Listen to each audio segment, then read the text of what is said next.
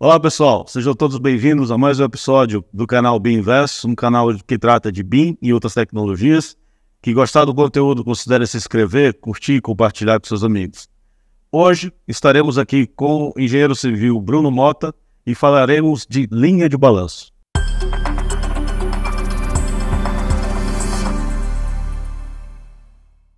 Hoje estou aqui com o engenheiro Bruno Mota. Bruno Mota é especialista em gerenciamento de projetos com ênfase em Lean, diretor de Lean da Cipro no Brasil e Associate Director na Assystem no Reino Unido. Além de ser diretor do Master Internacional em Gestão de Projetos na Construção em Língua Portuguesa. Bruno, muito obrigado por ter aceitado o convite de estar aqui conosco. José, um prazer enorme. Eu me sinto honrado estar aqui com você hoje para a gente bater um papo bacana sobre tecnologia, sobre gestão, sobre o que eu sei que vai em mente. Maravilha. Bruno, o tema de hoje para a gente conversar especificamente é linha de balanço. Então, para começar, como as pessoas gostam de dizer, começar do começo, o que exatamente é linha de balanço em uma curta frase para as pessoas entenderem o que é? Eu vou te dar duas curtas frases. Linha de balanço para mim é a minha ferramenta Lean favorita. Alguns estudantes nossos, né, alguns alunos dizem que eu tenho uma linha de balanço tatuada nas costas, tanto que eu gosto dela. Não é verdade? Ainda. Nunca se sabe de amanhã. Mas linha de balanço, né, é uma metodologia, né, algumas pessoas chamam de ferramenta, mas é praticamente uma metodologia de tantos conceitos enxutos que tem ali dentro, que vai ajudar a gente a gerenciar e planejar o empreendimento que a gente tem em mãos de uma maneira mais enxuta. Então, reduzindo normalmente a duração do projeto, mas otimizando a utilização de recursos e aumentando a transparência daquela informação no canteiro. Legal. E isso surge como é que é? Conta só um pouquinho do contexto histórico dessa ferramenta. Então vamos nós. Eu vou ter que voltar um pouquinho na história para isso. Então, segura um pouco. É bom. Depois saber da história. Então, vamos nós. Não vou voltar tanto assim, não. A gente tá falando aqui 1920, 1930, tá? Que antes mesmo da linha de balanço, eu quero contextualizar que a gente estava vivendo num mundo de produção em massa. Só a gente tá falando de pessoas como Frederick Taylor, que era um engenheiro norte-americano, inclusive do nosso querido e famoso Henry Ford, empresário norte-americano. Então, ali na década de 20, 30, 1940, o Taylor foi uma das primeiras pessoas, que é considerado inclusive o pai da administração moderna, que olhou a uma alta mecanização da época nas indústrias e tirou ali a mão de obra da mão e levou da indústria. Colocou tudo dentro da indústria. Então, toda a parte de gerentes, operários, classificação de organograma de empresa, digamos assim, veio mais ou menos nessa época. Em cima disso veio o Ford e aumentou essa padronização e passou a produzir cada vez mais. O Ford revolucionou a indústria automobilística, tem pontos negativos, não é? Mas tem pontos super positivos, a alta padronização, né? Dos elementos, a descrição das tarefas para aumentar a velocidade de produção. É um desses pontos positivos. O negativo é que vai gerar muita perda por estoque, né? O cliente não é muito valorizado. Então, a frase clássica do Ford, que diz que o cliente pode ter o carro da cor que ele quiser, contanto que seja preto. Mas aí a gente estaciona essa parte da história por aqui. Depois da Segunda Guerra Mundial, e aí a gente tem que viajar também dos Estados Unidos ali para o Japão. O Japão se encontra numa situação um pouco complicada. Perdeu a Segunda Guerra Mundial, sofreu muito com os ataques, e aí o pessoal da Toyota, né, a Toyota, a fábrica de carro que a gente conhece, olhou para essa situação e disse: agora complicou. A gente parou de produzir carros durante a Segunda Guerra, passou a produzir tanques de guerra, inclusive com o exército japonês, mas ela viu um mercado completamente em pedaços, sem recursos para investir, e com medo do próprio Ford tomar o mercado japonês com seus carros. Então eles passaram isso: olha, a gente precisa fazer algo melhor, que pelo menos iguale ali a capacidade do Ford, mas o conceito, os valores do mercado japonês são um pouco diferentes. o cliente japonês era muito mais exigente. Então, tinha que ter carros coloridos, né? Tinha que colocar carros com outras coisas, porque eu tinha que satisfazer o cliente. Então, a gente diz que esse modelo Toyota, né? Ele é altamente flexível, né? Ele é altamente customizável, mas ele tinha que ser rápido, né? Para poder bater o foco. E aí nasceu o que a gente chama hoje de produção enxuta. Tem vários conceitos, né? Para quem gosta, pesquisa aí pela casa Toyota, tem vários conceitos de estabilidade, marcação meio do tempo, descrever as tarefas, mas volta, né, essa questão de dar valor, entregar valor ao cliente. Então o cliente volta a ter o ponto principal. Só um parênteses, para contextualizar também melhor, para quem nos ouve, quais são os princípios do Lean? Boa pergunta. Muito boa pergunta. Tá? Se a gente seguir a casa da Toyota, que é como a gente explica para os alunos no Master de Gerenciamento, a gente tem o conceito de estabilidade, que a gente quer reduzir a variabilidade. Então, assim, a gente produzir os produtos com a padronização alta. Então, se a gente estiver falando de uma parede, por exemplo, a variação do reboco da parede não pode ser muito alta. Ela tem que ter uma variação padrão, digamos assim. Né? Então, reduzir essa variabilidade. E aí vem conceitos de ritmo. Então, ritmo tem que ser constante. E ritmo, a gente vai ver daqui a pouco, a linha de balanço é importantíssimo. Então, a marcação do ritmo é muito importante. E aí vem 2 pilares principais. Um do just in time. Então, entregar somente o necessário, na hora que for necessário. Reduzir estoque. Que era um problema anterior. Que era um problema anterior que a gente tinha na época do FOR. Eu acho que você andou lendo sobre o assunto. E tem outro pilar do Jidoka que é mais relacionado a erros. Evitar erros ou detectar os erros o mais rápido possível. Então esses são os conselhos da Toyota. E é bacana que foi algo meio de tentativa e erro. Se tentando, ia testando, e ficou dando certo, e ficando, senão volta para a prancheta. Né? E aí a gente mata Lean. Sim. Esses conceitos do Lean depois foram adaptados para a construção enxuta, mas isso é outra conversa para outro dia. Por que eu estou parando aqui? Em 1940, a Goodyear, fábrica de pneus, passou a desenvolver uma ferramenta chamada linha de balanço, que é para balancear o ritmo de produção da fábrica de pneus. Para não produzir muito pneu no dia, pouco pneu no outro. Ou para que todos os operários tenham a mesma carga de trabalho durante o turno de trabalho. Então o termo linha de balanço tem a ver com esse balanceamento da capacidade produtiva. Exatamente. Não é porque ela balança ao vento, é porque você está balanceando essa carga de trabalho. E aí deu super certo, implementando nas indústrias, e a Marinha Americana adotou a linha de balanço durante a Segunda Guerra Mundial para ajudar na logística, ajudar na fabricação de tanques de guerra e de armamentos e mandar isso para a guerra em si. E aí, logo depois, com essa adoção da Marinha Americana, depois da Segunda Guerra Mundial, outras indústrias passaram a ter interesse em usar linha de balanço. Porque funcionava antes da década de 40, funcionou durante a Segunda Guerra Mundial, por que não continuar? E tem até um dado interessante, pré-linha de balanço, existem alguns papers, alguns artigos, que pegaram a produção do Empire State Building, em Nova York, que tem ali da década de 20, 30, e pegaram o planejamento, colocaram linha de balanço e dá praticamente uma linha de balanço perfeita. Então eles já tinham naquela época uma ideia de fazer uma produção bem sequenciada, num ritmo correto, para tentar reduzir o tempo, aproveitar melhor os operários. Eles não tinham uma metodologia ainda em mãos, eles não pensaram nisso.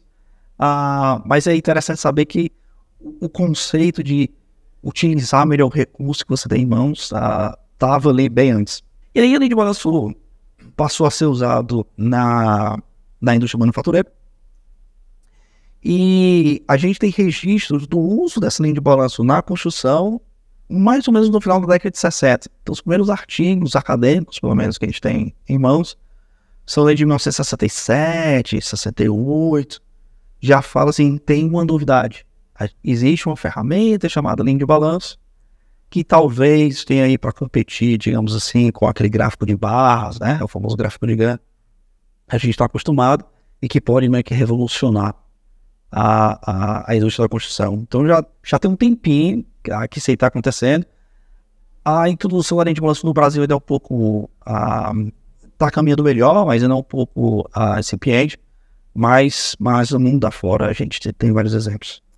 Principal vantagem de usar essa ferramenta no contexto da construção civil, né? Trazendo agora para a nossa realidade. Vamos para a nossa realidade. Tem vários benefícios, tá? De uma maneira até um pouco mais acadêmica, vai trazer um fluxo contínuo. Então, assim, a gente vai garantir, digamos assim, que os operários não parem de trabalhar. De uma maneira, não é que eles vão trabalhar mais ou trabalhar, a gente vai forçá-los a trabalhar mais. Eles vão trabalhar, inclusive, às vezes mais lentamente, mas de uma maneira cadenciada e sequenciada. Vai melhorar a utilização, quase por consequência, dos recursos. Então, a gente vai, como o operário não está parado, a gente não está pagando por tempo ocioso. Como a gente vai ter uma visibilidade melhor do que vai acontecer no empreendimento, a gente consegue inclusive, planejar os outros recursos, então gruas, consegue negociar com entregas de caminhão de concreto, por exemplo, porque a gente tem essa visibilidade de longo prazo. E via de regra, como a gente vai enxergar onde estão os tempos ociosos e outras perdas, né, dentro do Lean, a gente vai conseguir reduzir a duração do empreendimento.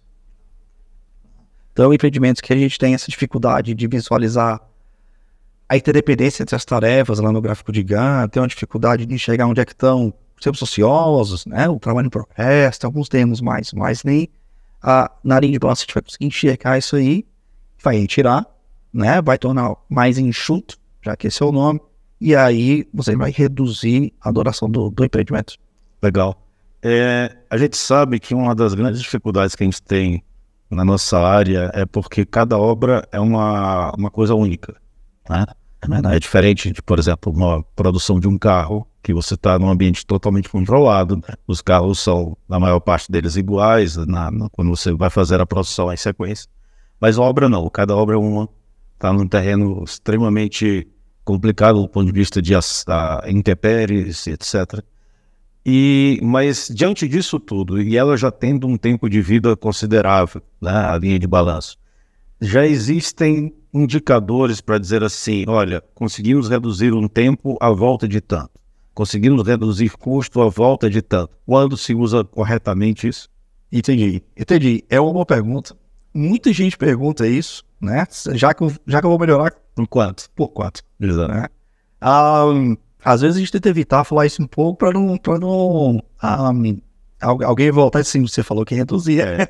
Sempre corre esse risco, é verdade. Mas é uma aproximação. Você fazendo direitinho, vamos colocar assim, né? Utilizando os conceitos direitinho, a gente consegue reduzir aí, em questão de tempo, algo entre 10% a 20% da duração total do empreendimento é reduzido. E que isso pode gerar aí uma economia de 20% a 30% do custo total da obra. Sim, porque a gente tem muito custo com relação aos profissionais que estão ali dentro. E 10% de tempo é muita coisa. É muita coisa. Imagina custo fixo, utilização de operários, inclusive os próprios da luz, água, é tudo canteiro. Realmente tem muito custo ali que a gente não enxerga e vai. Postos, o tempo que aquela pessoa está ali dentro, a gente está pagando, né? Tudo essas questões de direitos trabalhistas. Verdade. E são dados, inclusive, mundiais.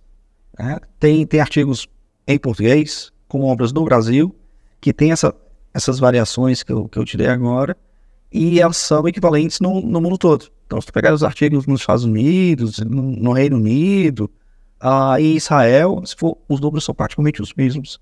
Então, as dores são praticamente as mesmas.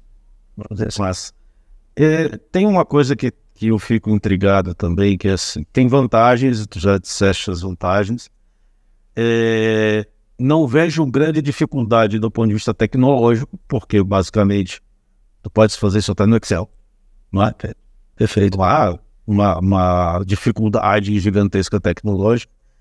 O que me leva a uma pergunta que é, por que a gente não usa? Tem poucas pessoas a usar isso. Se é bom, se traz economia, se é fácil implementar, onde é que está o que? Mas eu vou dar 2 pontos. Tá? Em cima do que tu falou agora, tá? Por que não tem software? Talvez cause uma dificuldade. Tá?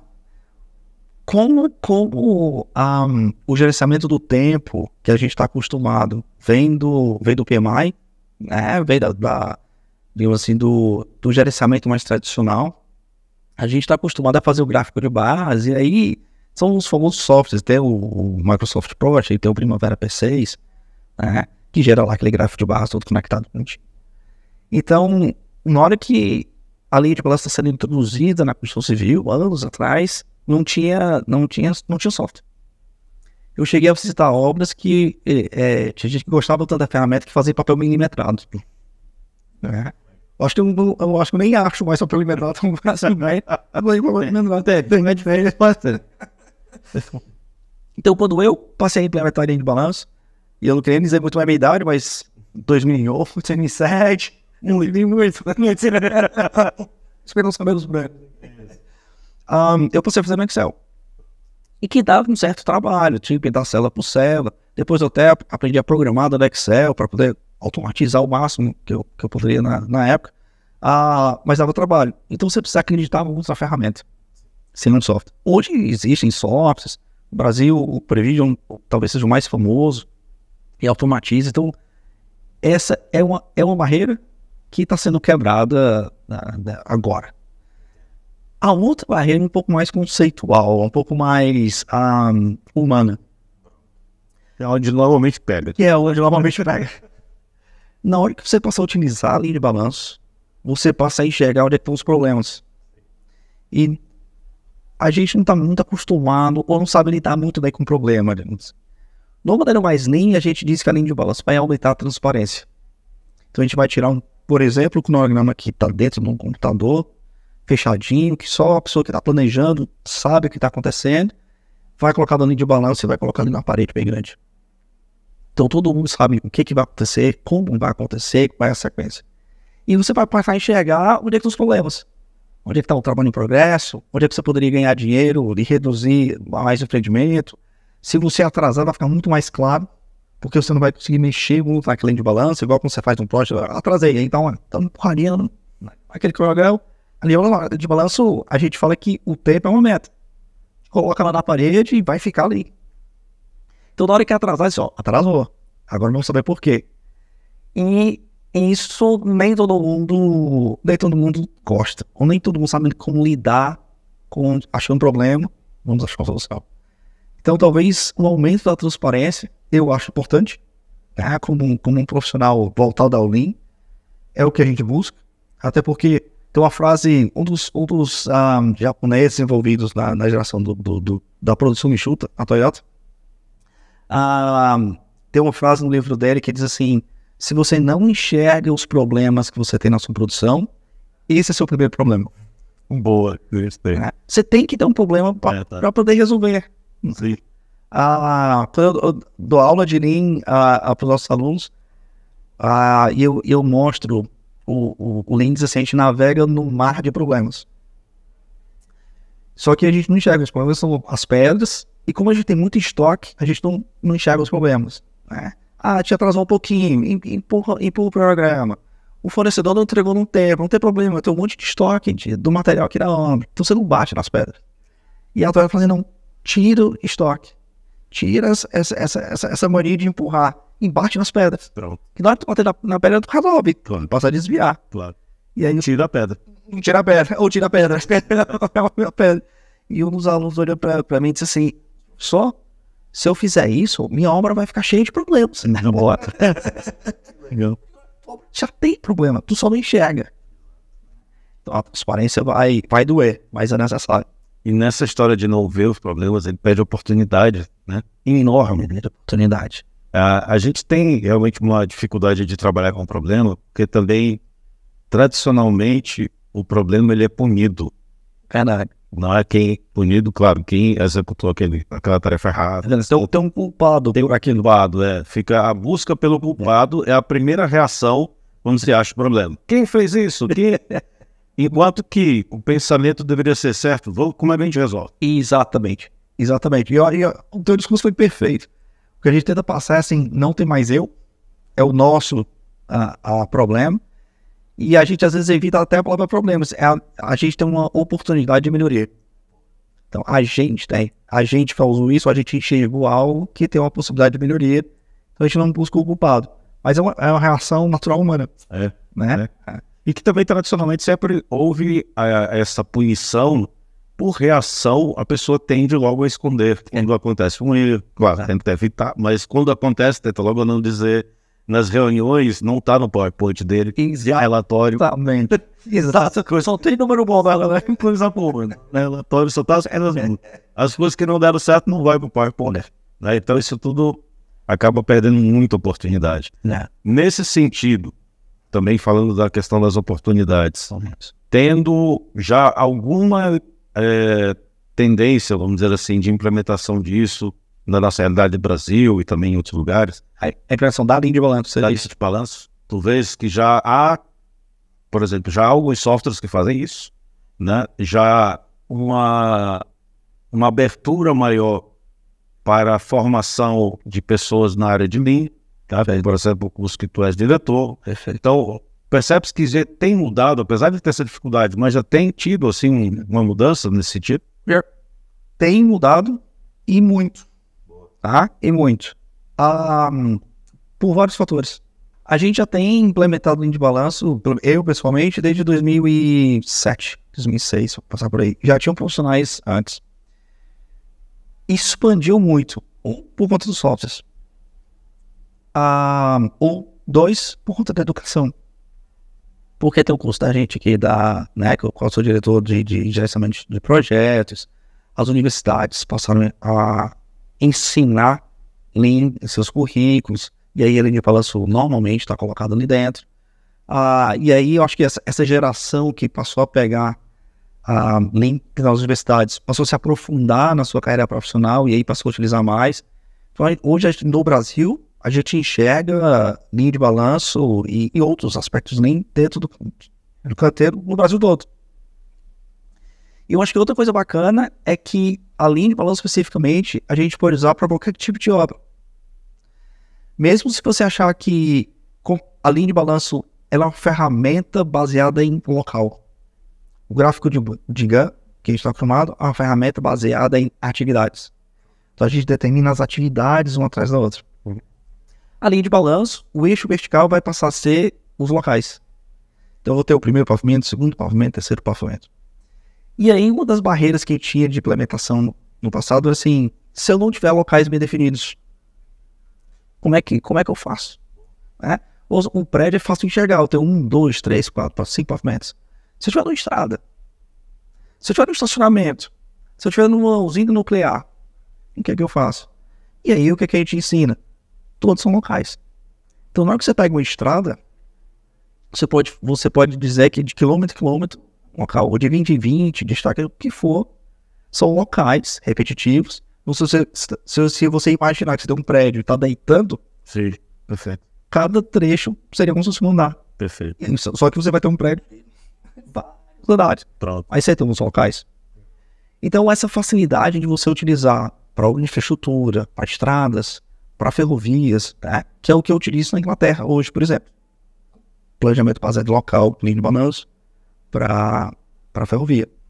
Usinas nucleares, importantíssimo. Os locais vão ser bem menores, você está muito mais confinado. Não tem problema, são pedaços menores, pessoas andando naqueles locais como se fosse um prédio. Então, quando a gente percebeu que a gente consegue gerar locais, porque eles são, sim, ajudou. Que aí a gente disseminou não somente na construção civil de casas e edificações, mas também na parte de infraestrutura, barragem, seja o que for, aí é utilizável. Isso ajudou. É possível fazer uma adaptação disso para a fase de projeto? É possível. A gente já tem feito isso. Inclusive, nesse projeto de ferrovia que eu estou trabalhando, é um pouco mais complicado, porque você perde essa referência de local. Exato. É isso que quer dizer, subverte um pouco o conceito original.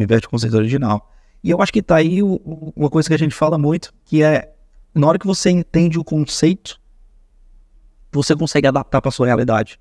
Não é porque a ferramenta é tempo local, e o local é realmente um local físico, né? 1, 2, 3, 4, 5 pavimentos, que você tem que sempre ser assim. O conceito, além de balanço, ele é baseado em local, mas ele tem todo o conceito de ritmo, né? Tem um conceito de descrever bem quais são os pacotes de trabalho, de trazer todos os intervenientes, adoro, né, que seria a tradução de stakeholders, né, mas trazer todo mundo que vai trabalhar ali antes, né, num processo antes, a gente vai planejar a obra, antes de entrar no design, a obra. Traz o pessoal de estrutura, traz o pessoal de alvenaria, traz o pessoal de acabamento, traz os fornecedores para a gente poder fazer isso junto. Então tem muito conceito de colaboração, Sim. de ritmo, né? Qual o tamanho do lote que eu vou entregar para o próximo, né? Eu vou entregar um pavimento todo de alvenaria para o pessoal de reboco, ou vou entregar de apartamento a apartamento. Sim. Né? Então até esse dimensionamento do local faz parte um pouco da discussão lá da linha de balanço. Quando já é para a fase de design, a gente perde um pouco a referência do local. Então eu já vi adaptações do tipo, a gente continua com os pavimentos e os processos, ao invés de serem processos de construção, são processos de design. Nem que você faça o projeto de arquitetura dos andares e depois a estrutura dos andares. Mas você está enxergando que aí vai ficar um linha de balanço praticamente vertical, digamos assim, não vai ter uma escadinha. Perfeito. Mas isso vai gerar um entendimento assim, ó. O calculista, vamos colocar assim, não vai olhar para o projetista de arquitetura e vai assim, me dá todos os teus projetos. Porque todos os teus projetos de arquitetura são muitos. Não é?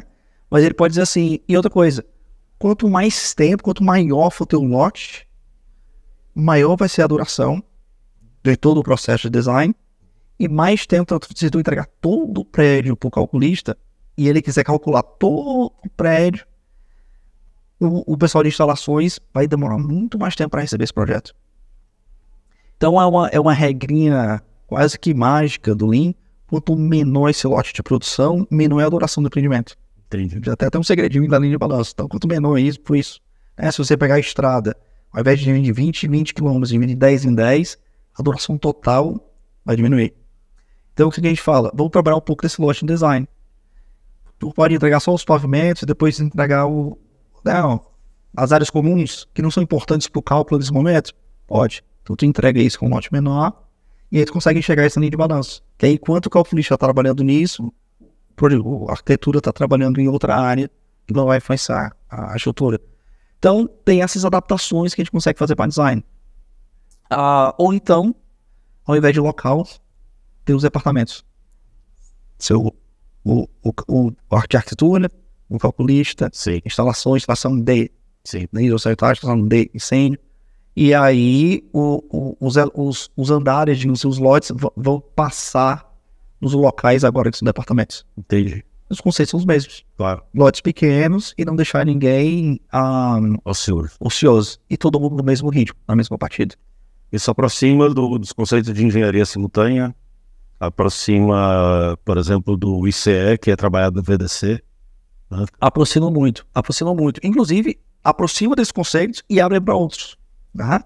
Por exemplo, tem um conceito mais moderno, digamos assim, que se chama AWP, né? Que é trabalhar com Working Packages, Advanced Working Packages. Então, trabalhar com um pacote de trabalho, né? Que seriam nossas atividades. Vamos pensar assim, para facilitar um pouco esse nosso bate-papo. Vamos imaginar que cada pacote é o pacote de estrutura, o pacote de alvenaria, o pacote de reboco. Então, são as atividades que você vai fazer na obra. Então, isso aproxima, que aí vai aproximar também da engenharia simultânea, é pegar esse pacote e planejar ele para trás. Se eu preciso fazer ele na obra, né, em novembro, né, o pacote de colocação de cerâmica em novembro, o que eu preciso fazer antes? Eu preciso detalhar o projeto. Né? Eu preciso comprar, se você voltar direitinho, eu preciso comprar a cerâmica tanto tempo antes para poder chegar. Antes disso, eu preciso comprar, realmente eu vou fazer a negociação de compra. Antes disso, eu preciso tirar quantitativo. Antes disso, eu preciso, vai ver, um detalhamento do projeto. Antes disso, eu preciso da aprovação do diretor da empresa, uma aprovação legal, porque está numa planta alguma coisa. Então ele pega esse pacote e volta. E como você falou, engenharia simultânea, como a gente vai visualizar esses pacotes, a interdependência desses pacotes, a gente consegue cruzar e fazer a famosa engenharia simultânea. Muito bom. Tu vês possibilidade de também união com BIM? É uma das uniões mais famosas e mais gostosas que eu conheço. O BIM, pelo lado do BIM, e aí não é minha área, é mais a sua. já tem muito conceito de aumento de transparência ali dentro, né? Tem conceito de lote, por que não? Vocês estão modelando ali as peças para construção. E essa união é um casamento feliz, né? Então a gente já tem trazido os BIM managers, assim, os modeladores, né? Aí as suas palavras são que as minhas, para dentro desse processo de planejamento, que na hora que eu disse assim, olha, eu vou pegar o meu prédio, né, e partir eu tenho 4 apartamentos por andar. Então eu vou planejar minha linha de balanço apartamento por apartamento. Se tu modelares o pavimento como um todo, eu não vou conseguir quebrar isso no 4D, por exemplo. Ou eu não vou ter os quantitativos da maneira que eu gostaria de ter para fazer minha linha de balanço. Perfeito. Então, tem que trazer, inclusive, o Open Manager para a conversa. Isso, inclusive, tem que estar dentro do BEP e de todas as siglas que vocês adoram. Se eu começar a falar que adoro de siglas, cara, às vezes não sei se estou conversando ou xingando um outro. Tem um BEP, tem um IR, tem um ER. Não é minha área, peço desculpa. Mas tem que trazer esses conceitos, inclusive, para o BEP, para aquela documentação. Assim, olha, a gente tem que modelar assim, tá lá dentro dos padrões de modelagem, vou colocar assim, as regras de modelagem, porque a gente vai precisar para planejar. E isso continua durante todo o ciclo. Se a gente pensar isso na fase de design, a gente tem que combinar essas regras, porque vai influenciar o planejamento, né? A gente diz muito, inclusive, que é quando o planejamento, o projeto do produto, que é o projeto que a gente tem como design, para o produto, tem uma interseção com o projeto do processo, com o projeto de produção, né? Que do inglês, o project é o todo. Sim. O projeto que a gente fala, para eles é o design, é o desenho. Sim. E a gente tem um projeto de produção. Então, que a linha de balanço vai ajudar, como é que a gente vai projetar, planejar a obra, a produção. Então, é uma interseção muito grande, né? Se tu projetares um detalhe de apartamento que tem varanda, eu vou ter que deslocar, por exemplo, o meu elevador cremalheira para uma fachada cega, para não interromper a produção da varanda, né? Da quantidade de andares. Então, a definição do produto vai influenciar muito a produção. Isso ajuda quando a gente faz também um B4D, de você visualizar. Aí vem o resto da cadeia. Perfeito. Que a gente vai pegar isso agora. Vamos pegar a linha de balanço agora feita, com as informações que tu me deu no BIM, anteriormente em design, e vamos gerar um 4D. Vamos pegar esse pacote, que inclusive a gente nomeia, já para facilitar essa ligação nos softwares, e vamos ver esse prédio acontecendo passo a passo, seguindo a linha de balanço, e a gente diz, opa, isso aqui está demorando demais, isso aqui não vai acontecer, vai ter um risco muito grande em relação à segurança, por exemplo, e aí se expande. E aí a gente pode dar outro passo, que é levar o BIM para a obra. Boa. Pegar o modelo, jogar aí num tablet, aí tem vários processos de fazer isso, e a gente acompanhar a obra com o modelo em mãos. Então tem muitos países, Israel, na própria Inglaterra e alguns estados nos Estados Unidos, e acompanham a produção dentro do modelo. Então ele está ali na obra, né? Ao invés de ter uma folhinha de papel com um checklist, eu fiz essa alvenaria, eu fiz esse reboco, então o modelo, aí ele clica lá no objeto.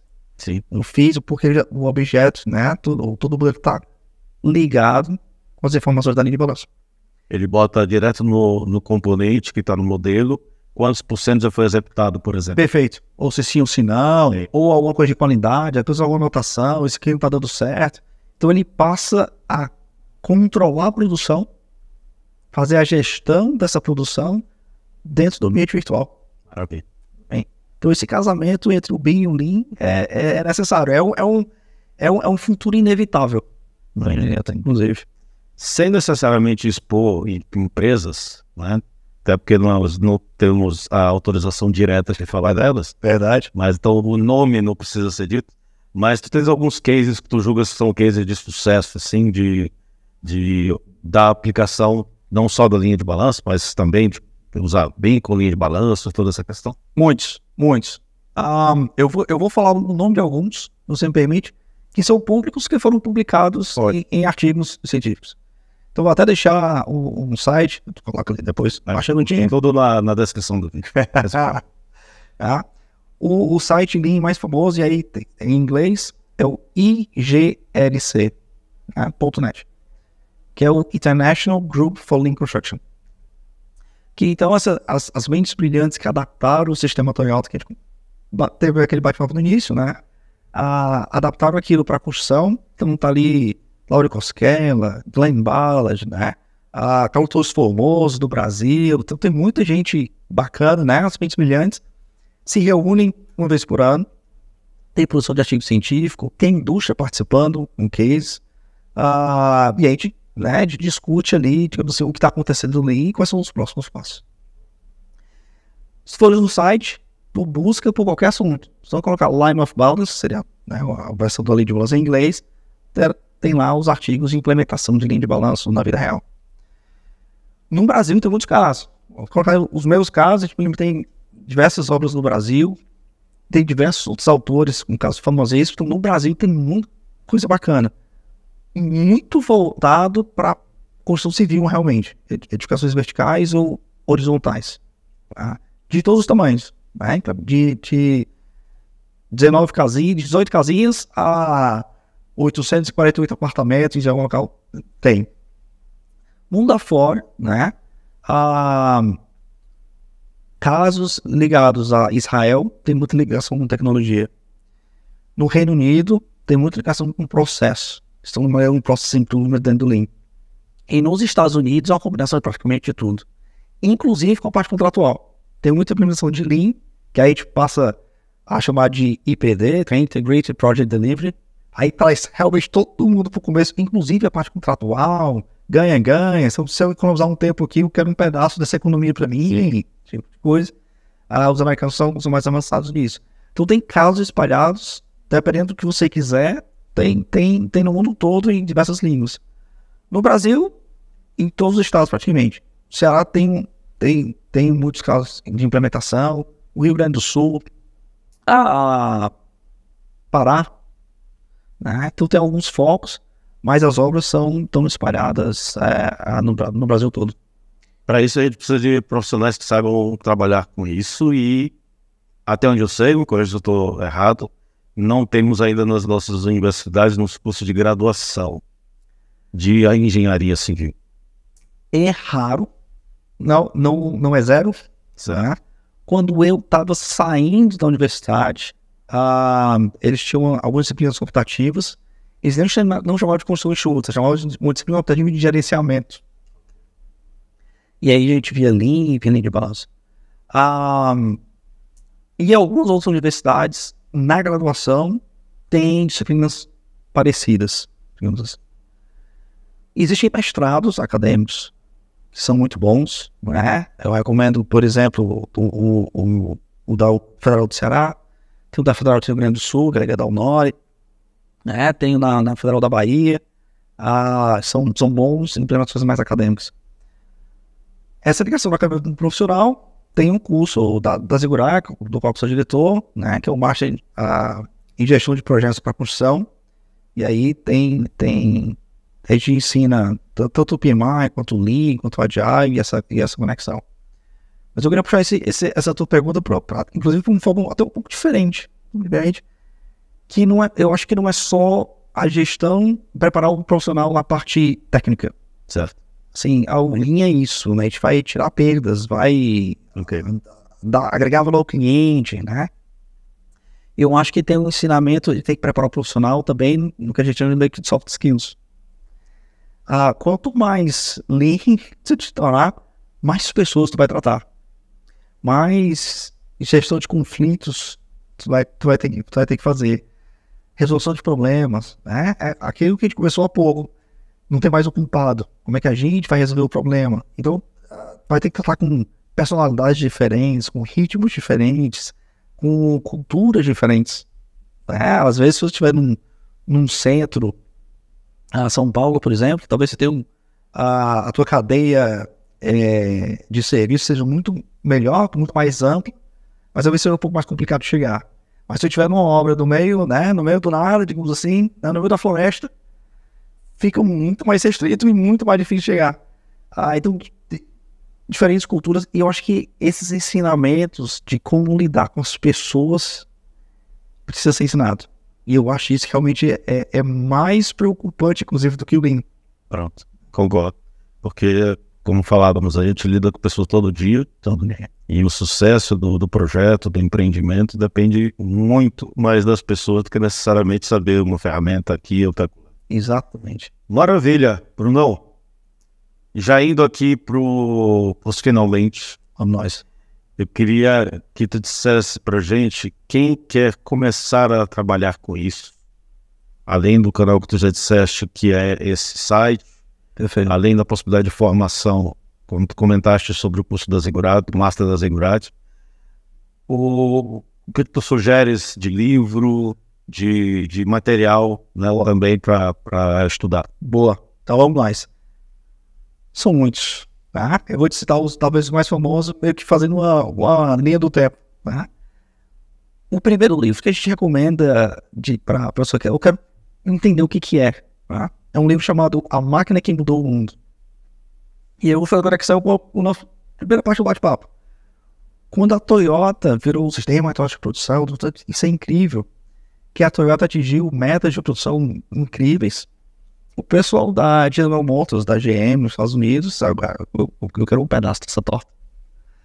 E aí eles fizeram o joint venture, que é inclusive um conceito Lean, né, de transparência, de aumento assim, ó, eu não vou me trancar, isso aqui é só meu, é para todo mundo usar, para a gente evoluir junto.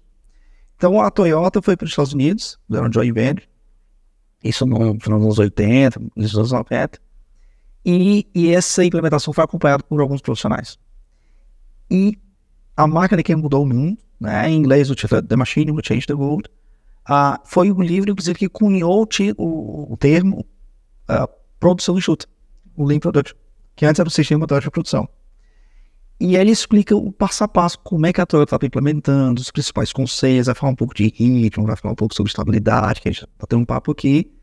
Então, para quem quer começar, a máquina que mudou o mundo é o melhor que tem, digamos assim, é o inicial.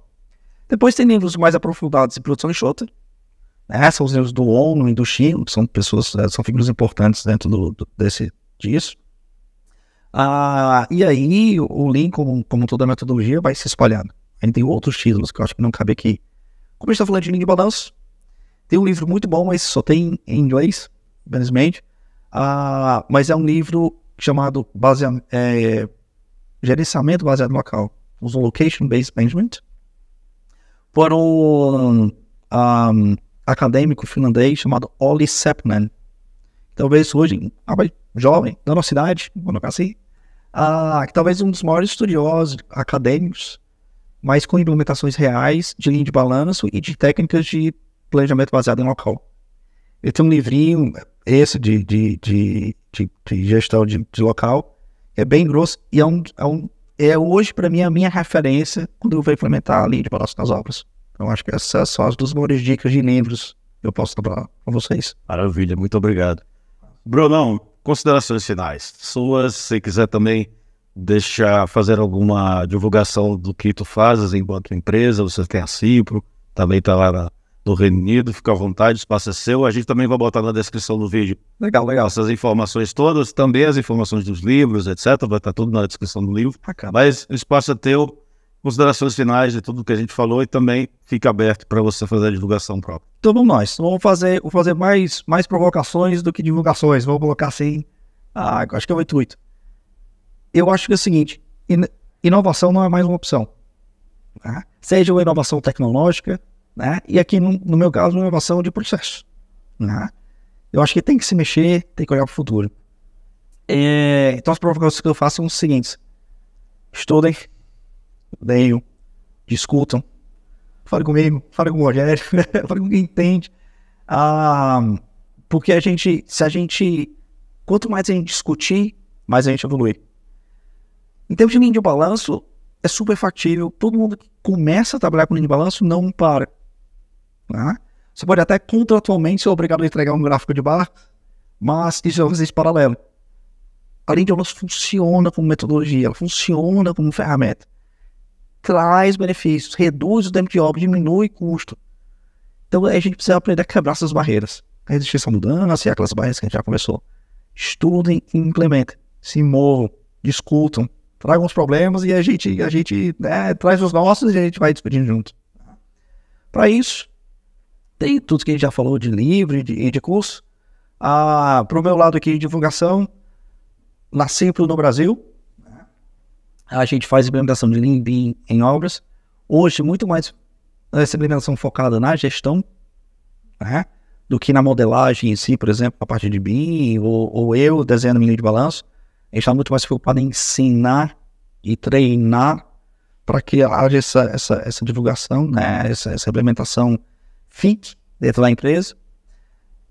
No Reino Unido, né, a Sistema é uma empresa de 6.500 pessoas no mundo, e a gente faz implementação. Eles trabalham muito mais com engenharia, digamos assim, e eu tenho ajudado nessa o que a gente chama de Digital PMO, né, que seria a implementação de planejamento, linha de balanço, gerenciamento de risco, gerenciamento de custo e tudo mais que está no gerenciamento, aliado à tecnologia, que a gente já falou do casamento do Lean com BIM, mas não somente com BIM, também com Power BI, inteligência artificial, data analysis, né, lá no Reino Unido. E assegurar que está de portas abertas para passar, né, não somente o meu, como todos os professores, a experiência que a gente tem, as dores que a gente já viveu, que são semelhantes a que outros vivem, e trazer esses estudos de caso e essas soluções. Grande Bruno, muito obrigado por ter aceitado o convite. Prazer é todo meu, querido, sempre. Obrigado a todos que ficaram conosco até aqui. Gostou do conteúdo? Considere se inscrever, curtir, compartilhar e até a próxima.